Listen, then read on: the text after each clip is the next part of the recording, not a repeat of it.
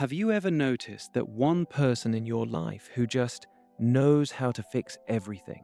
The leaking tap, the broken friendship, the silent tension at the dinner table, they handle it all. But have you ever stopped to wonder why? These people aren't just handy, they're wired differently.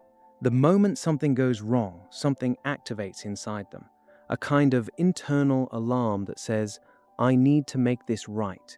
And they get to work every single time. Psychologists say this behavior almost always starts in childhood.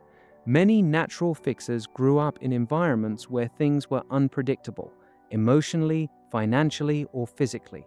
Fixing things gave them a sense of control in a world that felt uncertain. The child who learned to manage chaos became the adult who can't sit still when something is broken. At the core of the fixer personality is a deep need for order. Research in behavioral psychology shows that people with high problem-solving drive often have elevated activity in the prefrontal cortex, the part of the brain responsible for planning and emotional regulation.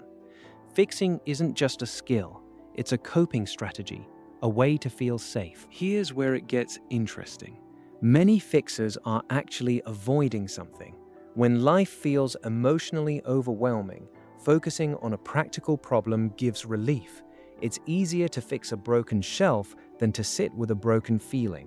Psychology calls this displacement, redirecting emotional energy into physical or practical tasks. The wrench becomes a shield. Over time, being the fixer becomes part of who they are. Their identity gets built around being useful. People rely on them. They're the one everyone calls, and that feels good, because being needed is one of the most powerful human motivators. Psychologist Abraham Maslow placed belonging and esteem at the heart of human motivation, and fixers feed both through helping. But there's a cost. When your self-worth is tied to being useful, you start taking on more than you should. You carry other people's problems. You say yes when you mean no. You fix what isn't yours to fix. And slowly, quietly, the weight becomes unbearable. Fixers are often the last people to ask for help themselves. Even the most capable person has a breaking point. When fixers finally collapse, and they do, it often looks like burnout, resentment, or emotional shutdown. They've spent so long maintaining everyone else's world that they forgot to maintain their own. The tool that helped everyone else is now broken, and they don't know what to do. The healthiest fixers learn something profound.